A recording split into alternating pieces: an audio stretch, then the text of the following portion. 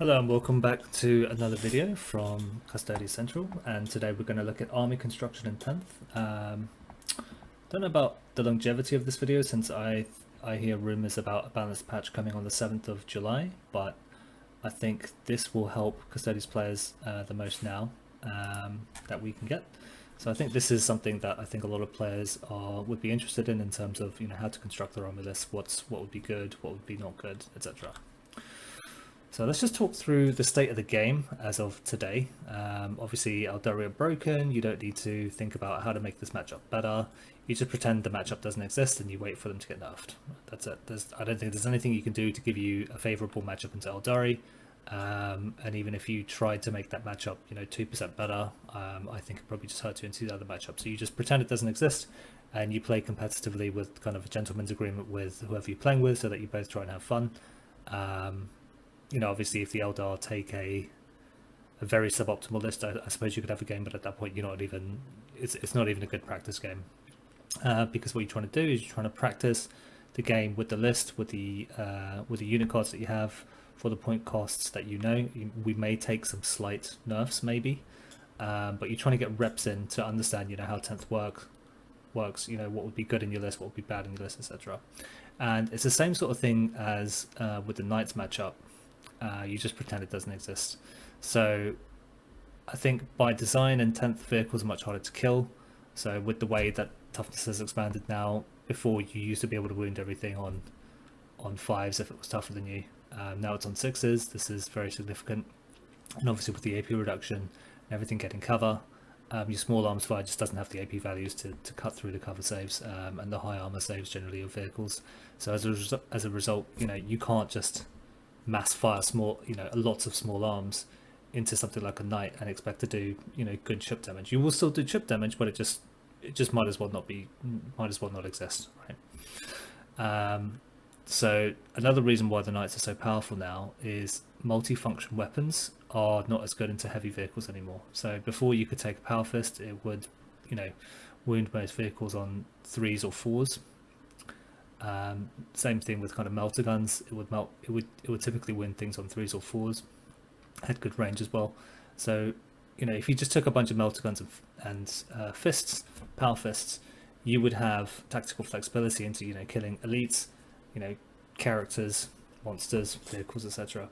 Now these weapons don't really do that. Like, they can do it, but it's significantly reducing their efficiency. So I think this is a very intentional move. I think it's not a bad move because obviously 9th was the era of melter. If you had a lot of melter in your list, you were like, this is fine.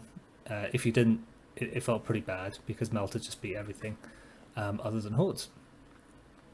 Also, vehicles only degrade once instead of twice, and so the damage output doesn't fall off until they're nearly dead, and even when it does fall off, it becomes a hit modifier, not a ballistic skill modifier. So it's not you don't get any further reduction if you get tied up in combat, want to shoot outside of combat. So these are all things that are just massive net buffs to big vehicles. So how does this affect our army? So some armies, so we've talked about the changes to the heavy vehicle kind of shooting that you now require. You kind of have to specialize into it to be efficient to do damage to these heavy vehicles, for example, right? So some armies just get around that by, they don't care so much because they've got hyper efficient units that are really cheap, they're really good at the job, and so you can just have some of that in your army, and you can have a bunch of other stuff in your army. You don't have too many points invested in one one thing, because it's still it serves the anti-tank purpose, right? So things like fire prisms, links, obviously these are, let's say, aggressively undercosted. You've got Gladiator Lancer, which is pretty undercosted. Desolators with, Oath of Moments, criminally undercosted. So you have to recognize we're a low model count army, we're a low unit count army, and so we want as much as possible for units to be multifunction. So this is why I have a pretty strong bias against certain units that came out, in Forge World, where people were like, oh, this is playable. Like, yeah, it might be playable, but I don't think they're kind of good. So how do Custodes play? So we basically beat every other melee army in the game because fight first is a stupid stratagem and we get to pick as the defender. and so we don't have to care about melee threat delivery. We have to care about getting our blob onto the objective, and then we just wait for our food to come to us. Typically, they won't come to us. We can just have that objective all game, especially if it's behind cover. It's just not worth it for most things. What we are scared of though is shooting, and if their army just has lots of good profiles, like lots of AP2, AP3, we are in a lot of trouble. So the efficacy of our army is going to depend very much on terrain. If you play on lots of terrain, lots of line of sight blocking, and you can just walk or even run from cover to cover, and you never expose yourself to lines of sight really, like you just win. You'd probably just take like 30-40 infantry dudes and you just win, because nothing could shoot you. But if you do have to get shot, you're very, very vulnerable to dying, because our durability from 9th to 10th has dropped off massively. There's and they say it's a less lethal edition. We've obviously seen the memes about that. So I've been playing as many games as I can of 10th, trying to get some test games in. Typically when I did the videos kind of years ago for 9th edition, I had hundreds of games for data points, and I felt really confident about the content that I was putting out. Obviously, I don't want to go too much into theory land, so I wanted to try and get a good bunch of test games in, some good data, before releasing some sort, these kind of videos. Otherwise, it's just people talking, right? So what I've found is you'll very often have a turn where you have to kind of, you start your null deployment. If you manage to null deploy, you're pretty happy, because nothing can get shot for free if you don't get first. But to get to an objective, very often you have to take a turn where you're getting shot. And if you get shot too badly, that means you lose the game, right? There are some armies that can just shoot you so horrifically that one turn means you've already lost the game. Yeah, maybe you might have some play, you could do some stuff, but people understand what I mean. I think once you've played enough games and you get shot that hard, you realize, oh, okay, this was not okay.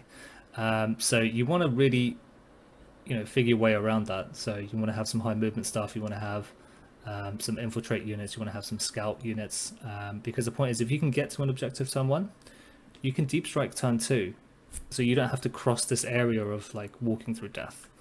So that's no good.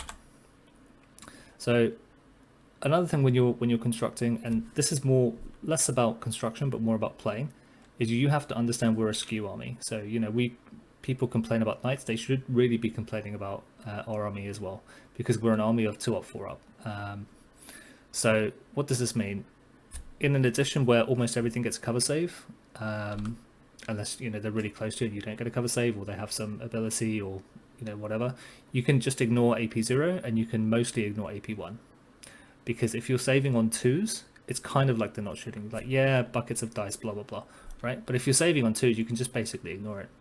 So in terms of target priority, you have to look at their list, you have to look at their output, you have to look at their profiles, and you have to think, okay, this is dangerous, this is dangerous, this is dangerous, this is extremely dangerous, and the rest of it is whatever, I don't care. Because especially in melee, you just don't care. If they want to charge you, you're happy, right? But stuff like a Tyrant Exocrine doing 3+d6 shots at strength 8 -3 damage 3, that is not something that you can afford to just sit there and take. You're not going to tank it. You're gonna die, right? You can pop AGA and all this kind of stuff. You're going to take horrific casualties. It's not okay, right? So you want to clean out the high priority threats in the opponent's army first, and if this means that you sometimes trade down in points, that's okay, right? If they've got 600 points of stuff that is super lethal and efficient into killing your models, and you spend 800 points of stuff to get rid of it, right? They've got 1200 points of army left, but if that's all shooting AP0, that's fine. You've won already, right? Depending on which turn you manage to do this, right? So you shouldn't be so focused on the point value in terms of whether you're trading up or down. You should be thinking, is this neutralizing enough threat in the opponent army for it to be worth the trade? So this is just about skew, right? So the other thing to understand, people who've been playing Custodes for a while, we live and die on our 4++, right? So, they can shoot us with lots of crappy shots. Maybe we'll take 1 or 2 wins. We don't really care, right? What we really care about are these one-shot, high strength, AP infinite, damage, 3, 4 shots, right? They're just point and delete on our models, right? So, but the point is, on a 4+ roll, when you're rolling not that many dice, the variance is massive, right? So if you have 2 Adeptus Custodians, and they get shot by 2 las cannons, you know, they could hit, they could wound, you could fail your saves, they're just dead, right? Assuming they roll good on their damage or whatever, right? But similarly, they could get shot by 6, and they could take 0 damage because you just make the saves or they fail to wound or whatever. So the point about this is, from an opponent's perspective, if those 2 Alaris have to die, otherwise something really bad happens on your turn, right? Let's say you flip a primary, it turns into like, you know, it's not just a primary, it's like primary and more primary, for example, because, you know, you kill a unit and you have more you have more primaries in them, etc. So for scoring, it might be like, you know, an 8-point swing or something that's massive. They now have to commit much more than they might want to on average to ensure that it dies, because if it doesn't die, the outcome is really bad for them. So the point that I want to get across here is you want to force them to overcommit where possible.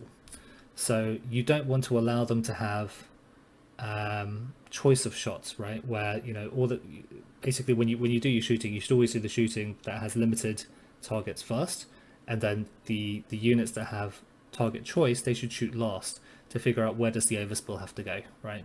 You don't want to like waste shots, basically. So this can force them to waste a lot of shots, and this is why having lots of little drops is kind of advantageous versus just having one big blob that you try and have.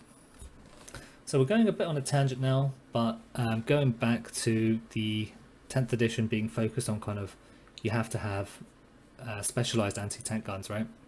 So the blaze cannons, they used to have a beam profile and I think it's called disperse profile. Basically you do lots of tiny little crappy shots, or you do a few really strong shots that you'd use into vehicles and monsters. And that's now gone. But I think the beam profiles that I've seen are better than they used to be. Obviously you can't directly compare 9th and 10th, but you know, people kind of understand what the equivalent kind of looks like. So the dispersed profiles look better and the beam profiles look better. But because our army in particular has so few choices for anti-tank, you know, anti-vehicle shooting, we're okay with this. This is actually an okay trade for something like the Callidus, because now we get 4 shots, they're lethal versus monster vehicle, and they're twin-linked. So this is great. The fact that the anti-tank shooting on the Callidus got better is absolutely fine, because we needed some anti-tank shooting anyway. Now, this doesn't really apply, in my opinion, people can disagree on this, to stuff like the Palace, the Callidus, and Salomon Storm Cannons, because these used to have a dual profile roll, and both of the profiles were like both okay. But this goes back to the dual or multi-purpose role of a unit. You know, if you wanted to kind of pad out your anti-tank shooting, you could take some storm cannons, some Arachna storm cannons, because, you know, it might not be that many shots, but it helps you a little bit here. And if you go into hordes, you can use the other profile, and same for the Palace, right? We don't really have that now, because now they're all in dispersed profile, and in my opinion, you know, yes, some of them do some dev wounds, like it's nice to do, but in my opinion, we have access to a lot of AP1 shots in our army. So unless the horde meta changes significantly, and actually we don't mind, you know, tacking specifically into anti-horde guns, I don't think this is the way that we need to be leaning at the moment. So now when you make your list, you have to make a choice. Are you going to run guns, or are you going to run no guns? And I don't mean, you know, like your spear shooting, right? That doesn't count. So you decide, are you going full melee, or are you going to have some real guns in your list? And if you've been following the channel and you know, you're at the Discord, the Canhammer Discord. If you don't know what that is, look up Canhammer. It's got a YouTube channel. Darren runs another Custodes YouTube channel. He's got a link to his Discord. I hang out there quite a lot. I'm pretty active. So this is where all the Custodes people hang out, so you should join. You will know that I'm very anti having guns in Custodes lists, and it gives you kind of 2 good reasons, right? So one is, if the other opponent doesn't have any real guns, you can deploy very, very aggressively, because you just can't get punished turn 1, right? They can't shoot you. If they go first, they can't really shoot you, but you're in a much better place deployment wise, and the angles that you can reach your turn 1 is much better. And it also means even if they're a shooty list, if you have some guns in your list, you still force them to deploy defensively. Because if you didn't have guns, they would deploy very aggressively because you can't punish them if you go first. And basically it forces them to be like one turn back from the angles that they want to have shot onto you. So you have to again kind of realize that from 9th to 10th, the army as a whole has become significantly less durable. But also I think a lot of armies just became less durable because dense just isn't a thing anymore. And for us in particular, we don't have our Vex -1 or we don't have strats like transhuman, no rerolls, right? All you get is your universal strat for +1 cover if somehow you're not getting a cover save, and -1 damage. And while -1 damage is good, it's nowhere near as good as -1 to hit transhuman turn off rerolls, right? With that, we could be durable. We could take like a whole army's worth of shooting on some units and it wouldn't completely die. Now it's going to die. If any real competitive list shoots you, it's dead. So this is no good. So this is why I lean on having at least some guns in your list. So what are your real gun options in a Custodes army, right? It's callidus. We only talk about the blaze cannon, the annihilator variant. We don't care about the elastus variant. That gun is not a terrible gun, but compared to this is significantly better, and it fulfills a role that we absolutely need in our army, right? So this is really good.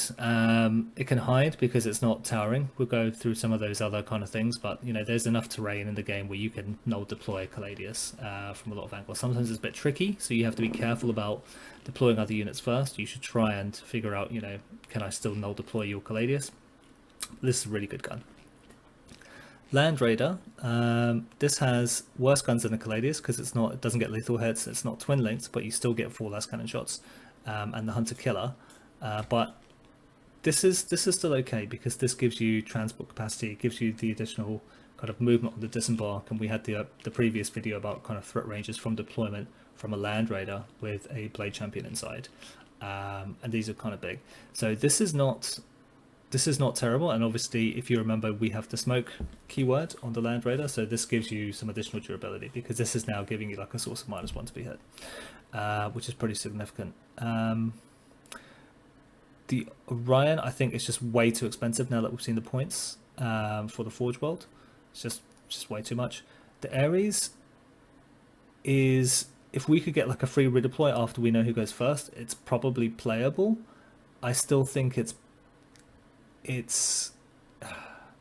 a little bit too scary to take because it's too easy to kill in my opinion, and it's way too hard to hide. Like this isn't hiding someone if you hover it. Also, if you hover it, you lose a lot of the kind of, you're paying for the fact that it's an aircraft but not using its aircraft rules, and obviously you don't get the -1 to hit anymore, but you can't zip fully into their back line and shoot and hit all the artillery pieces or whatever that you might have wanted. So this is probably not real. The Castellan, this is, I think, a really, really good option. You could make an argument that a Castellan is actually better than callidus, and I think probably for casual play, a Castellan will actually do better than 2 callidus. Obviously, it costs a bit more, but because it's towering and it serves a multi-function, because you've got the Volcano Cannon, which will delete anything without an invul save, as long as you hit. But it's very tough actually.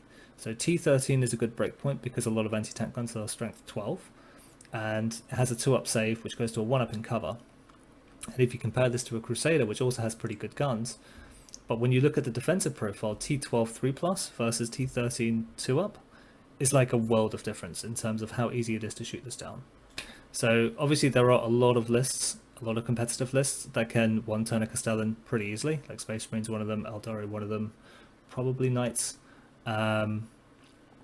But you could just reserve the Castellan as well. But because it has the macro plasma, it's not terrible. It's not great into vehicles, like tough vehicles, but it's not terrible. But you also have the other profile to kill elite infantry, and the fact that it's towering gives you lines of sight into stuff that you wouldn't get with a callidus. So I think for casual play, probably a Castellan is the best, but this you know, it's kind of an overpowered unit. Maybe it's not so friendly to bring into a casual game, etc. But I suspect a lot of people would have a higher global win rate running a Castellan instead of 2 callidus, for example.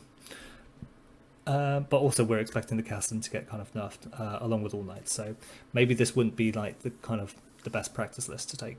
So the Crusader, if you don't have a Castellan, like I think the Crusader is fine, especially if, you know, some people don't have access to Forge World, they're kind of unimpressed with the Land Raider. I think the Crusader is actually pretty good. It's got some good guns. Again, it's towering, gives you lines of sight to shots, gives you a bit of flexibility into the targets that you shoot at, and it's got, you know, good anti-tank.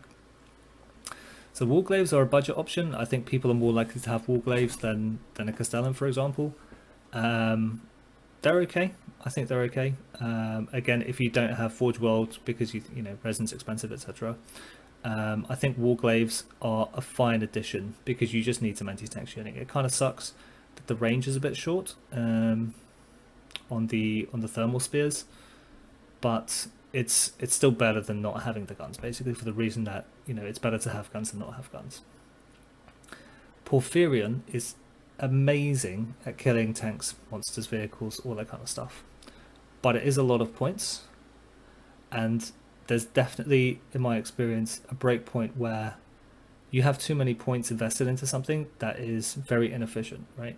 If you run into GSC, for example, you just don't have really anything worth shooting. You've got like one or, you know, between 2 and 4 Ridge Runners, and then what are you going to shoot? You're going to overkill a dude massively, right? So this just becomes dead weight in your list. So I think this probably isn't great. Maybe for like apocalypse battles or 2v2s, I think this is probably phenomenal. But for a strike force take all comers list, I think the Porphyrion is probably a bridge too far. So how many guns are too many?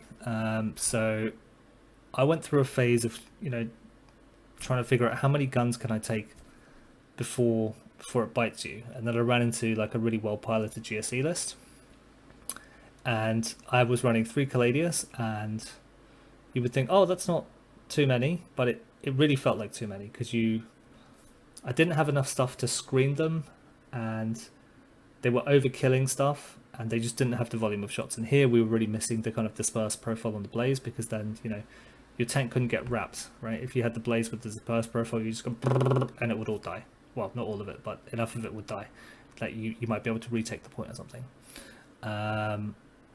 So my kind of conclusions after testing is there will be some matchups where if you take a lot of guns, you just win. You just auto win, or it's really easy win. But I suspect, you know, where they just concede turn 2, turn 3, for example, right? You just blasted them. But I think those matchups would have been winnable with less guns. It might have taken longer, the game might have been closer, but you'd still win. And I think we're trying to have that balance where we have, your list has good matchups into as many matchups as possible that are like net positive, right? So if you can get something like a 60% win rate or 65% win rate into like 80% of your matchups, that's pretty good. But what you don't want is where you have 80% wins into, you know, let's say 2/3 of the armies, and 20% win or less into the last remaining third. Because, well, I suppose it's almost what you're trying to do. You're not trying to raise just your global win rate for all the games that you play. You're trying to win. You're trying to create a list that could beat a tournament. You know, something that could go 5-0, 6-0, 7-0, something like that. So I mean, it depends what your goals are with the game. But this is kind of how I think about it when it comes to list construction. So let's talk about infiltrate and applying primary pressure early. So if you infiltrate, you can start on a primary turn 1. You know, if you have the mission where you can't start on it, you can start like 1 inch away from it, whatever. So here we talk about having to cross open spaces and getting shot. Nobody likes that. You know, you'd rather be on the primary at the end of turn 1 so you can score it start of turn 2, and then deep strike some unit there if you need to reinforce it. Maybe they might even just give it up because they might have to cross no man's land to try and get you off that point. And this is something I think is significantly underrated, purely because we don't have any infiltrate units in our index. You have to go to Agents of the Imperium. There's only 3 options. So Vindicare Assassin, it's also got Lone Agent. callidus assassin also got lone agent, and the rogue trader entourage. This is just way too expensive, so this is not a thing. So really, if you want infiltrate in a Custodes army at the moment, you're looking at a vindicare assassin or a callidus assassin. And I think the vindicare assassin is just, I think it's just a good unit standalone, right? There's obviously some RNG with a single shot, blah blah blah, but it's good enough. The callidus assassin's a bit more expensive, but Reign of Confusion will just increase your win rate into some matchups, like 5-10%, I reckon. Because if you can get this off on Armor of Contempt, something that they'd use multiple times in a battle round, you'll just starve them with CP. So this is really good, and also they can go back into reserves and come back next turn as a single unit. So this is really good. So Scout is what I call infiltrate from Wish. So this also helps you reduce kind of your deployment footprint in terms of how easy is it to null deploy on the typical terrain that you play on. So they don't have to start behind the terrain. You can start them in the open as long as they can get to somewhere safe after their scout move. And also you might be able to hit an objective after your scout move and turn 1, or maybe even after your scout move you just have to be safe and still be able to reach the objective in your turn. So why is this worse than infiltrate? Is you can't start exactly where you want.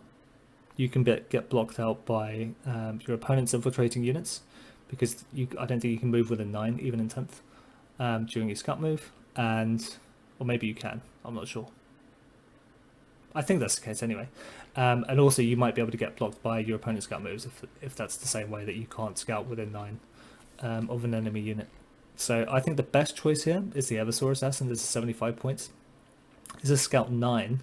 It's really easy to look over. This is 9's like a lot. And then the unit moves 9. So that's like 18 inches. It's almost as good as Infiltrate. And because it has Lone Agent, you can't be shot outside of 12. So even if you're out in the open, you're not really in the open because nothing can really get to you. Or if they do commit something to get to you, it's probably a very mobile unit. Mobile units tend to be pretty expensive and fragile for the points. So probably you're trading off if they commit to killing it, that kind of a thing. Witch Seekers are the other unit that you can get a scout move on. They're pretty expensive in my opinion. They're like 15 points per model, which is a lot. Their kind of unit footprint is much bigger than an Eversor. So they're harder to hide. They only scout 6, they only move 6. You can add, I think, the Knight Centura to get +2 to your move and stuff. At that point, that's a really expensive unit and way harder to hide. So I don't really like this, but if you're a person you don't want to run any assassins, so you don't have any infiltrate and you don't have an Eversor, I still think it may be worth adding one cheap unit of 4 Witch Seekers to your list just to have the scout move. This is just to give you a chance to get to an objective or to screen. Sometimes, a lot of times, like the fact that you're not screening doesn't hurt you, but then other times it's really painful when you couldn't screen. Just keep in mind, obviously, the Witch Seekers, they won't have Lone Agent, so if they're in line of sight, they're just gonna die. Like these things just die super quickly.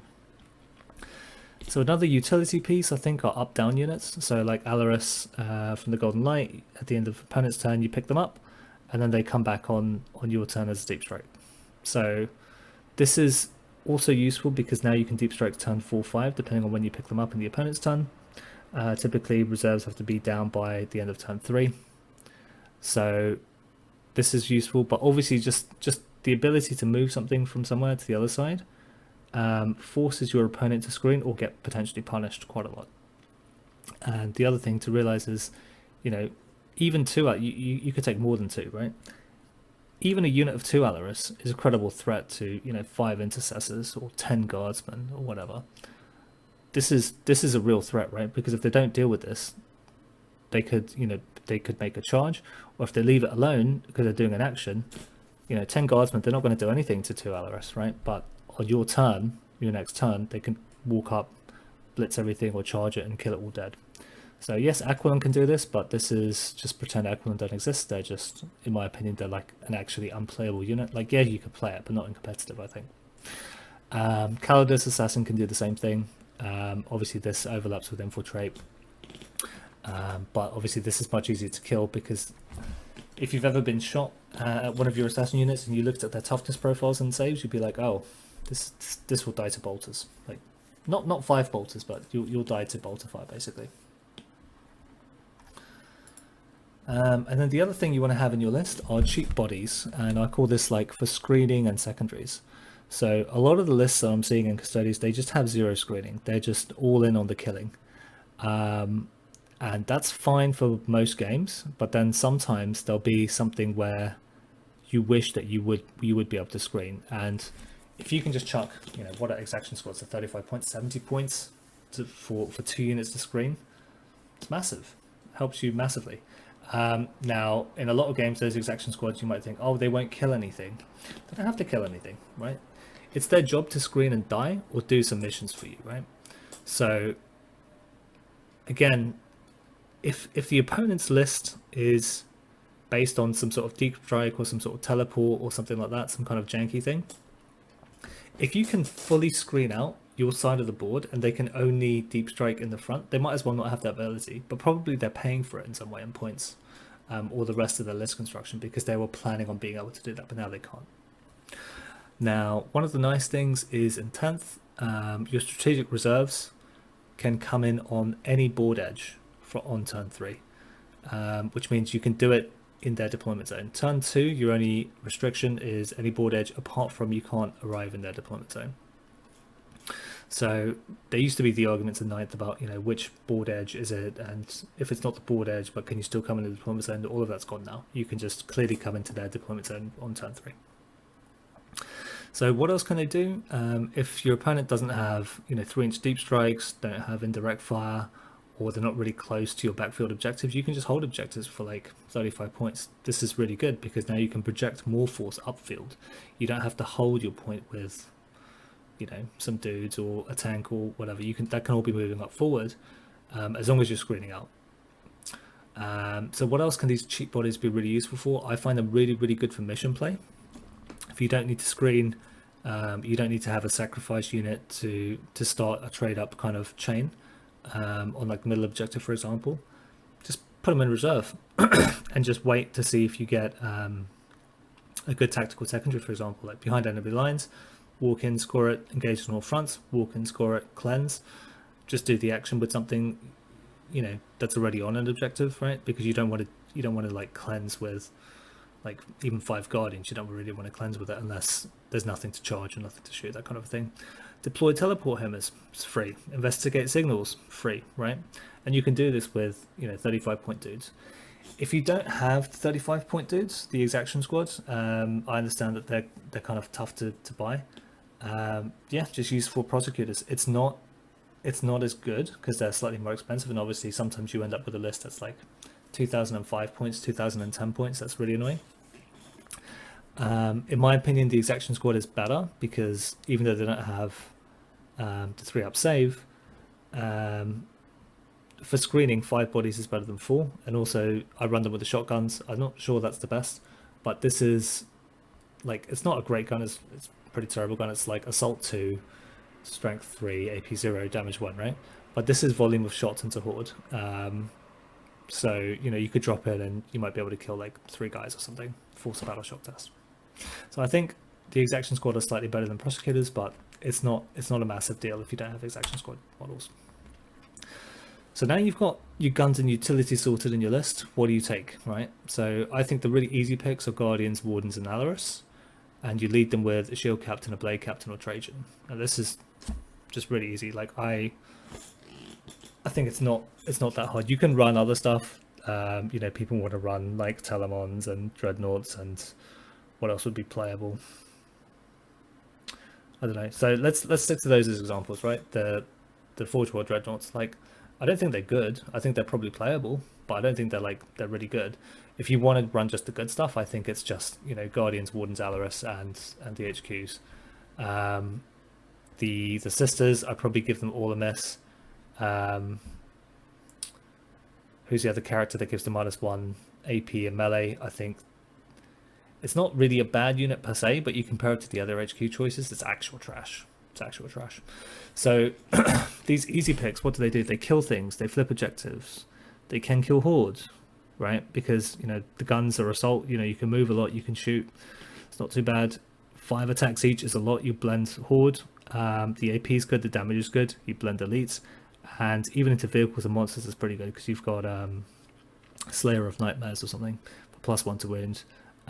You know, you reroll all wounds with the Alaris, or on objectives with the Guardian. So it might not be the most efficient, but it can still do it. So these units are very, very, very multi-purpose, and they're very killy. So I've had 10 games, I think, in 10th now, and when I first started, I ran really large units because I thought it's just really funny that they can just kill everything they touch. Then I realized I definitely need more mission play, map presence, kind of screening, and the enemy can debuff your unit more than you can buff your unit, right? Whereas before you used to get the -1 to hit, you turn off the rerolls, you transhuman, and then you had like CP rerolls because CP was cheap back then. Now it's not cheap. You can only really stick AGA on it, and it's just not good enough, like at all. You will just get blasted. So what am I playing currently? I play a Shield Captain, no enhancements. I play 2 Blade Champions, no enhancements. Actually, no, I lie. I think my list might be able to afford Exemplar for the free fixed battle shock status, but I have to double check that. I really like 2 Blade Champions. The threat range that you get with Advanced Charge and the movement you get with rerolling advances, I think is very, very good. It doesn't have Trajan. Trajan would be good, because one of the things that I found is sometimes if you don't have screening units, or you don't have enough screening units, if you get charged turn 1 and you're not on an objective, you can't fight first, and then that's bad. So Trajan is really good for that. Is also really good into really horrible things like the Lion, for example, where it's got innately high toughness and -1 to wound, and you've just got a bunch of damage too in your squad. That feels bad, but other than that, Trajan is a good unit, but I prefer increasing my threat radius for my murder units of 5 Guardians. So typically my Shield Captain goes with the Wardens, and the Blade Captains go with the Guardians. You shouldn't necessarily think about allocating the map at list construction stage, because you can mix and match on deployment depending on the map, the mission, the enemy list, blah blah blah. But this is typically how I do it. I have 2x2 Alaris because they're really good for A, being able to hide, and B, being able to do missions, do secondaries, you know, deep strike somewhere awkward for the opponent. You know, they might have shifted their whole army to one side of the map, and they've basically left, you know, stuff very, very undefended. Just pick up, go over there, and now they've got to either give that all up or try and go back, right? So this is really good flexibility. 2 Callidus with Blaze cannons. I think this is good. I have tried a lot of combinations for anti-tank. I've tried Castellan, I've tried 2 Callidus, I've tried 2 Land Raiders, I've tried Callidus and Land Raider, I've tried Castellan and Callidus, I've tried Castellan and 2 Callidus. I think 2 Callidus as Blaze is... It's still less shooting than what I want, but I don't think I can afford any more, is the problem.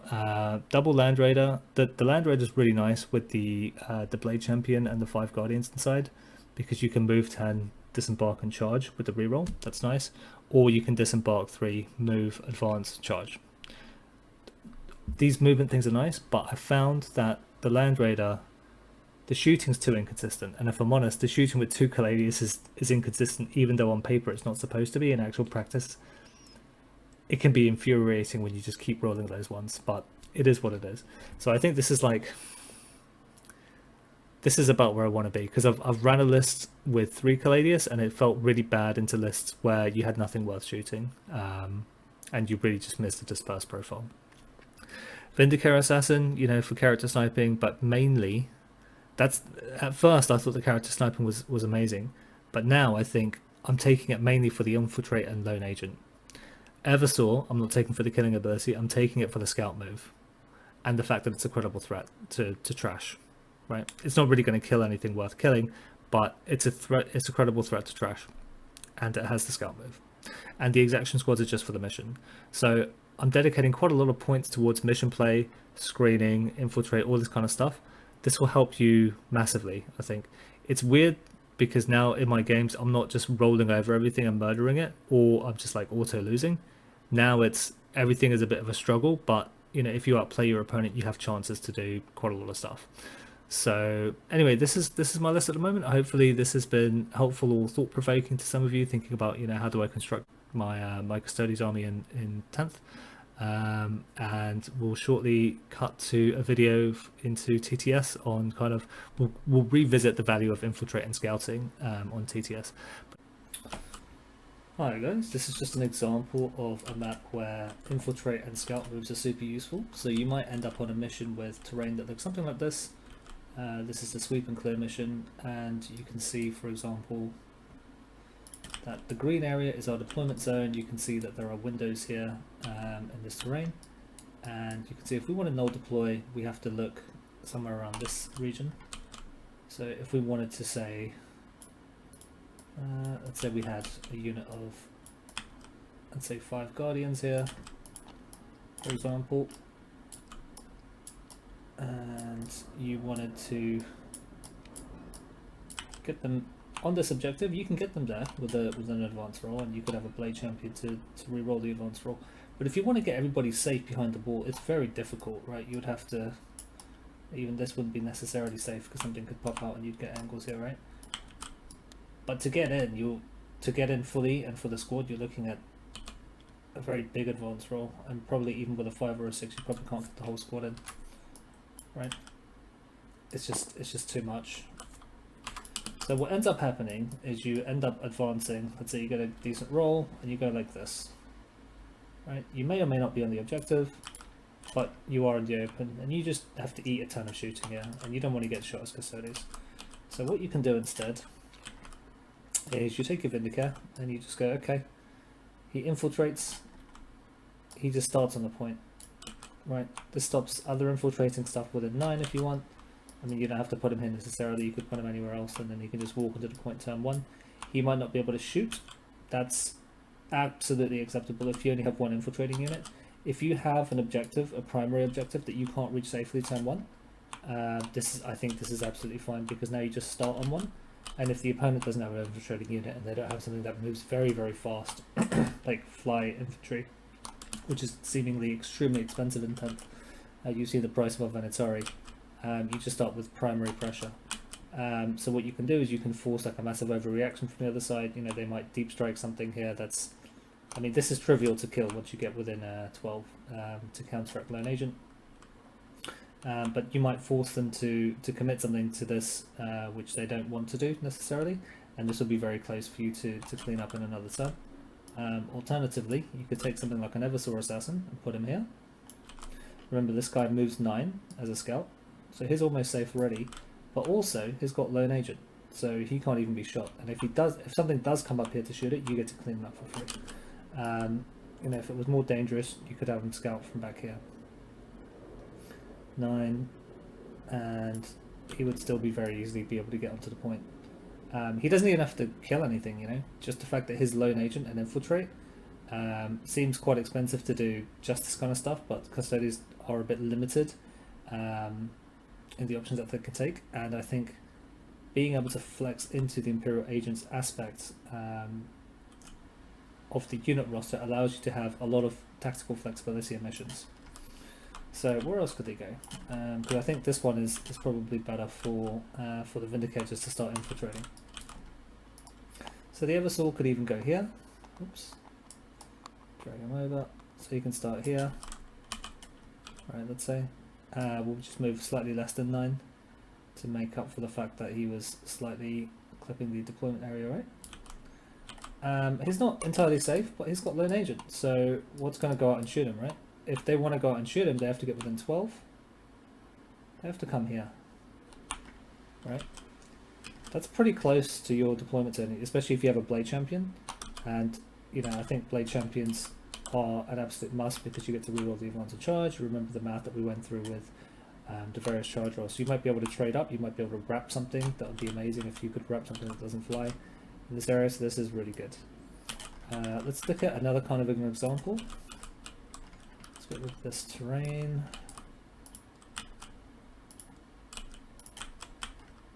And let's go to sweeping engagement.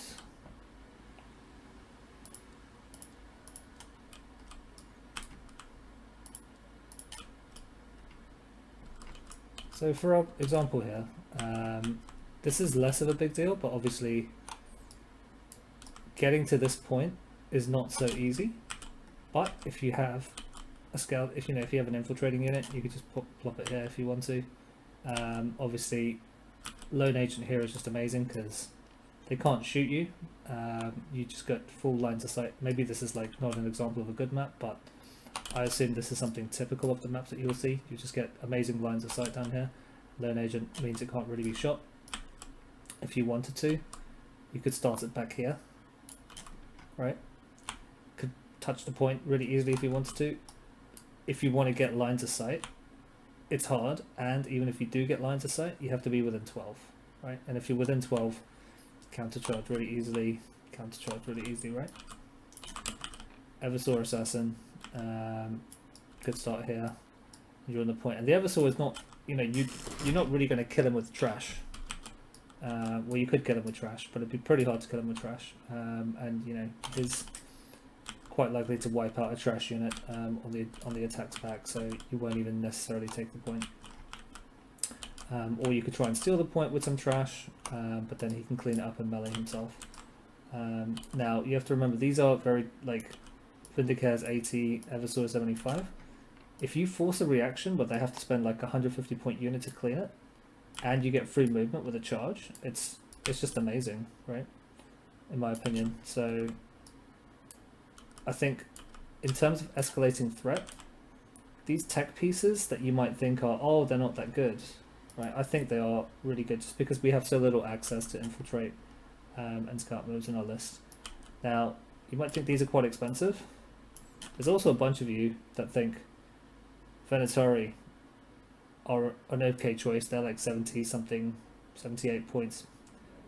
The utility you get from these two, they're lone agents. Like, this is absurd compared to Venatori. Like, yes, to be honest, Venatori might have a place because being able to just be breachable fly infantry, where you have to make some jumps, is quite a lot. But if they ever get shot, you're going to feel really bad taking wounds on 78 point models. So anyway, just something to think about in your games, because I think they are currently being slept on right now by Custodes because they're too interested in taking lots of killing units.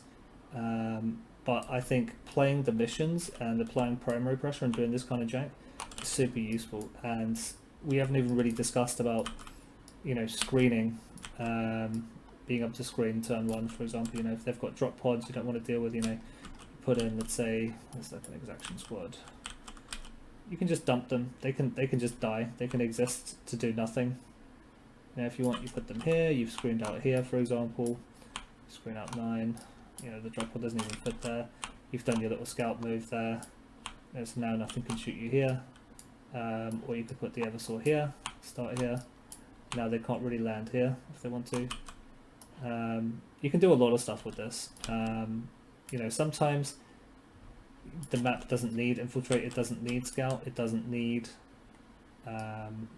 screening. Maybe they don't have turn 1 teleports or turn 1 deep strikes, and everybody can reach all the primary safely.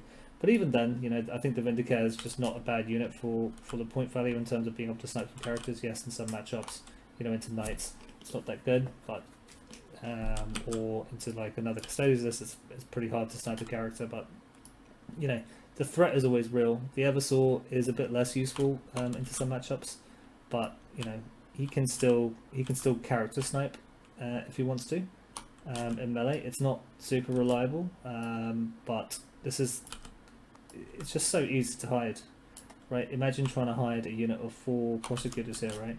You'd be able to cut some angles, but with an eversor just here, it's almost impossible to shoot from the other side, right? You can't even see it from there, can't see it from there.